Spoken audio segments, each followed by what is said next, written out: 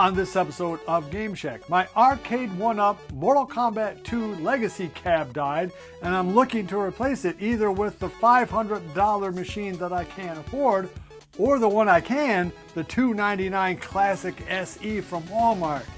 Should I even remotely think about it? Let's talk all about that cab coming up next. Hey everybody, welcome on back into the Game Shack. I'm your host, JDV. Thank you for stopping by. If this is your first time here, hey, welcome on into the Shack. And if you're a returning viewer, thanks for supporting the channel. It can really help out the channel by giving me a thumbs up. It really does help a small channel like this. And subscribe if you haven't already. That'll let you know when videos like this drop if you hit that notification bell. All right, so my Mortal Kombat 2 Legacy from Arcade1up died some time ago. I don't know if it was the PCB, probably, or maybe the screen. Definitely the screen went out. I don't know. But anyway, it stopped working a long time ago, and I've been looking to replace it ever since. You could do a lot worse than Mortal Kombat 2 to start your home arcade collection. It has so many bangers on there, right? Mortal Kombat 2, Mortal Kombat 3, Tube, and Wizard of War, which if you're older like me, you will remember playing in the arcade. Gauntlet's on there, Joust is on there. There's so many good games. Heck, I like playing Clash. Rupert Tapper is a great game. Anyway, it has a lot of great games and has a great looking cab. It's one of those things that's instantly recognizable to older people and will get younger, maybe people who haven't played a real arcade game, very interested just because the cab looks so slick. So I was really sad when mine died. Now I'm not gonna slight Arcade1up on this. I bought it used for like $80 off of Facebook. I got a year out of it. I beat the hell out of it. So I'm not upset that it died. Remember, I had the original Legacy, so it does not have the online. It has 2 fewer games than the most recent version of the deluxe cab. You know, there's a lot of reasons to upgrade, but I just cannot spend $500 on an Arcade1up that is a non-Tron, a non-shooting game, a non-driving game, right? I mean, I can see spending $500 for Fast and Furious, but I cannot see spending $500 for Pac-Man, Miss Pac-Man, or in this case, a Mortal Kombat 2. So enter the brand new Classic SE from Arcade1up that you can get, I think, exclusively at this point at Walmart. And unlike a lot of these cabs, check out my last episode on Arcade1up, that you just cannot get any more new at all, no matter where you look. These seem to always be in stock. They seem to be selling really well. And a lot of us think that this is where Arcade1up is moving forward in the future. We won't see any new titles, even though they said they're coming out with a new IP in 2026. Yeah, nobody really buys that or is expecting something cool like Alien vs. Predator. Those days are over with for that company.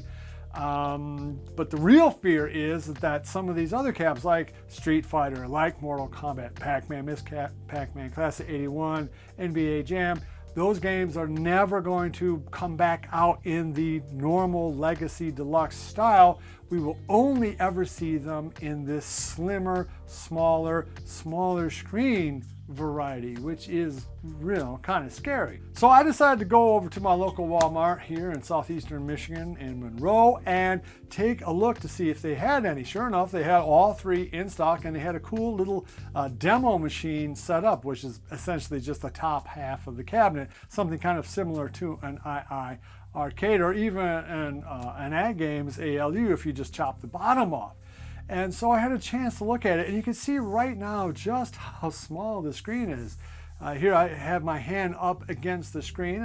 Of course, besides being smaller and skinnier and maybe not as cool looking with no lit marquee, no coin door, I mean clearly not as many bells and whistles, is the fact that the screen isn't only smaller, it's also not a true 4:3 or 5:4 style screen as in the past, but no, this is a 16:9 screen that instead of having the action go all the way across, you know, so changing the way the characters look on screen and everything, they've just chopped off the left and right side in terms of Mortal Kombat and the top and bottom.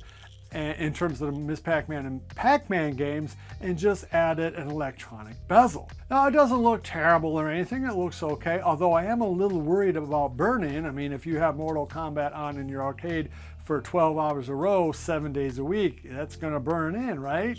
I mean, the answer is yeah, it is going to. At some point, it's going to affect the screen. But even outside of that, effectively, it means you have a very, very small type screen to play these games on. So I should just immediately reject it, right? I mean, $2.99, it's just crap, no, don't reward this company, but I understand all those arguments.